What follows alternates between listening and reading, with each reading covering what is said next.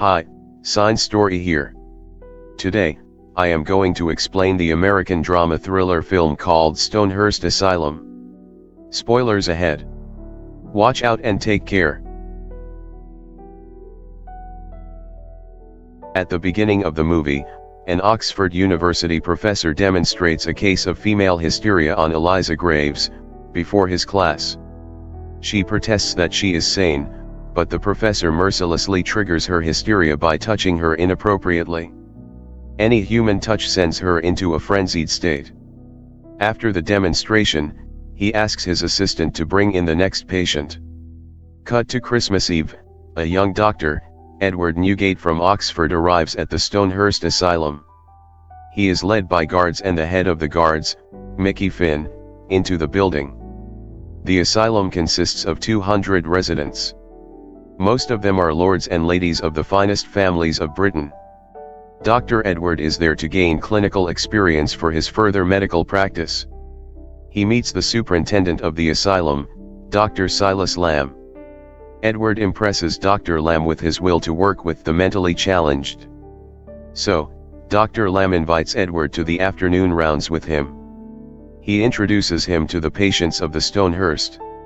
Some think they are animals, some delusional, while some of them are there for being homosexual. But one patient, in particular, catches Dr. Edward's eyes: Lady Eliza Graves, the woman shown at the beginning of the film. She is in the asylum getting treated for female hysteria. She belongs to a noble family and is married to a very wealthy man. Unfortunately, Lady Eliza suffers from hysteria. She reacts negatively to all physical touches. She bit her abusive husband's ear off. So, she was sent to the asylum by her father. Dr. Edward is fascinated by Eliza's musical skills. He seemed to have charmed her as well. Edward is surprised by Dr. Lamb's unique way of treating his patients. Rather than working on fixing their problems, he celebrated their conditions and allowed them to live happily in their delusions. Dr. Lamb invites Edward for a staff dinner that night. Many dishes lay etiquettely on the dining table. But Edward is surprised to see patients joining them on the table. According to Dr. Lamb, it is therapeutic for the patients to mix with the polite society.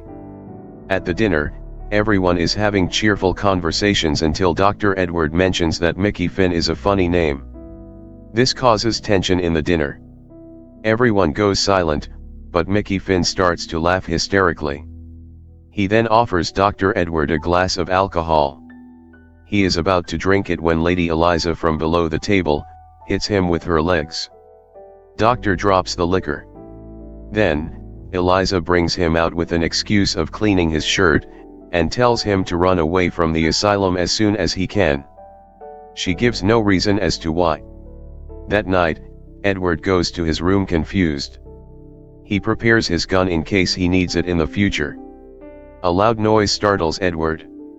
He follows it and reaches down to the basement. There are several people in prisons begging for his help. His first thought is that they are extremely insane patients, but after a chat with them, he realizes that they are the actual staff and superintendent of the asylum. Lamb was actually a patient who led a mutiny. He locked up the staff, and let the patients run things, including Finn. Among the prisoners are the actual superintendent of the asylum, Dr. Benjamin Salt, 2 nurses, a health guide, and many others. They were given a drink with some drugs and brought down to the basement. Edward realizes that he would have ended up like them if Lady Eliza hadn't saved him today. Horrified, Edward rushes to tell Eliza the truth. But she already knows all of it. In fact, she is one of the lunatics who helped Dr. Lamb imprison the staff. The next day, Lamb takes Edward and Mickey Finn with him on his afternoon rounds. They make Edward go into a lunatic's room to change his dressing. The lunatic is terrifying to look at. When Edward initially approaches him, he is attacked by the man. He is almost about to choke Edward to death, but soon, he notices the name Arthur written on the wall. Edward assumes that it is the lunatic's name, so he calls him Arthur. This finally calms the man down. Dr. Lamb is impressed, but Edward ends up with many injuries after the encounter. Lady Eliza looks after his wounds. Edward tells her about his intentions of freeing the prisoners and running away with them. At that time, she reveals that back then, Stonehearst Asylum was a cruel place for the patients, where they were experimented upon by Dr. Salt. His ways and ideas matched that of a devil's.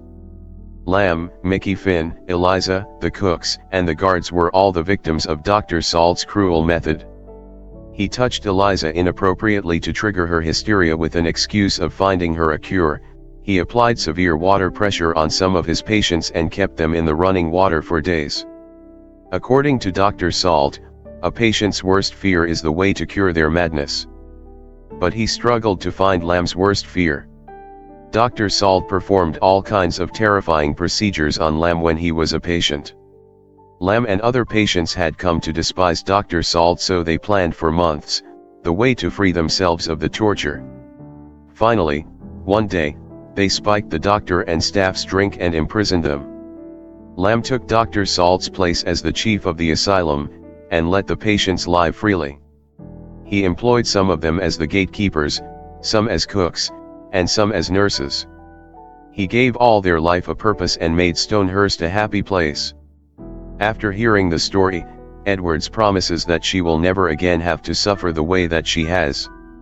Shortly, Edward impresses everyone in the asylum. An old lady had refused to eat until her son comes from war. Edward poses as her son and lovingly feeds the lady. Seeing this encounter, Eliza is more drawn towards Edward. His kindness has impressed her. The pair starts to fall in love with each other. Edward tries to persuade her to run away with him from the asylum, but Eliza is doubtful of the idea. Not long after, Edward is called by Dr. Lamb. Dr. Lamb wants Edward to assist him in an experimental procedure on Dr. Salt. He ties him to the bed. Dr. Lamb claims that Dr. Salt is a lunatic who believes himself to be the rightful superintendent of Stonehearst, and he needs a therapy. This therapy is called electrotherapy. Then, in front of Edward, Dr. Lamb hits the switch, electrocuting him. He asks Edward to do the same. After the electrotherapy, Dr. Salt loses all of his memory. The next day is the new year 1900. Everyone in Stonehearst is celebrating and happy. Edward intends to set the prisoners free tonight. A ceremony takes place. Everyone is dancing as Dr. Lamb watches them. Elsewhere, Edward knows Dr. Lamb has some good inside him. So, he sets out to find it. In Lamb's room when he was a patient, Edward finds a hidden picture inside the wall, and takes it with him. Everyone goes outside the building to celebrate the coming of the new century. But Edward stays inside to spike the champagne with a chemical that will make everyone unconscious. However, Mickey Finn catches him in the act. After an intense fight, Edward frees himself from Finn. The spiked champagne is brought to the celebration and distributed to everyone. But as they are about to drink it, Mickey Finn stops them, and Edward's act is caught. Dr. Lamb hits him with a bottle. When Edward opens his eyes, he is tied to a hospital bed and is being taken into the electrotherapy room. Dr. Edward is about to be electrocuted as Dr. Salt did. Just then, Eliza comes into the room with Edward's pocket watch. It has a picture of Eliza on it. She assumes that her husband had sent Edward to get her out of the asylum. She asks him for his real intentions for coming into the asylum. He reveals that 6 months ago, he was in a medical lecture where a doctor displayed Eliza and her medical disability. He felt so pitiful and saddened by her condition, he vowed to save her from that hell. This was the real reason Edward had come to the Stonehearst Asylum. As he is being taken away, he asks Eliza to run away from the asylum. Just as Dr. Lamb is about to electrocute him, Edward requests a final will. His request is to give Eliza Graves the picture that is in his pocket. But in reality, the picture is the one Edward had found in Lamb's room. Dr. Lamb takes a look at it, and he is shocked. The picture is the root cause of his madness. it is revealed that Dr. Lamb was a real doctor in the war. He had to kill his soldier friends to free them of the pain. He had shot each of them to death, and had tried to kill himself too, but he ran out of bullets. This turned him insane with time. The picture Edward showed him was the picture of one of Lamb's soldier friends. So, it triggered his madness again. Dr. Lamb runs away from there. Seeing this, Mickey Finn decides to perform the procedure on Edward himself. But Eliza comes to Edward's aid. The whole asylum watches them fight cheerfully. However, Finn triggers her hysteria by touching her trigger point, sending her into a frenzied state. Edward manages to calm her down. Reynaldo, put one here then, the fight continues. Mickey Finn finally gets electrocuted and burns to death. But the fire spreads around and the room starts burning. Eliza runs to save the prisoners from the basement, while Edward goes looking for Lamb. He finds him in the hallway, out of his mind and deluded. So, Edward brings him outside with other patients. All of them are safe now. Everything is over. Edward wants Eliza to come to a new place with him, but Eliza refuses. They kiss their last goodbye, when Edward tells Eliza that he has a final secret to share. It is now a few months later. Stonehearst has become back to normal, and is better than ever. The true head nurse appears to be running things sometime later, caring for the patients now, including Salt and Lamb.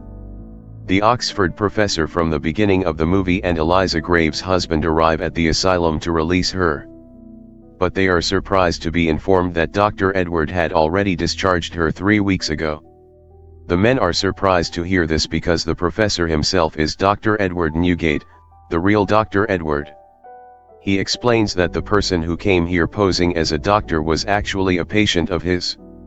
He had seen Eliza Graves in a medical demonstration at Oxford. Then he ran away from an asylum in London with Dr. Edward's belongings and stole his identity, all in order to save Eliza Graves. At the end of the movie, we see Mrs. Graves and the imposter Newgate in Tuscany, Italy. They are now known as Dr. and Mrs. Lamb. The two dance happily, and embrace in the garden of what appears to be another asylum, run peacefully by nuns.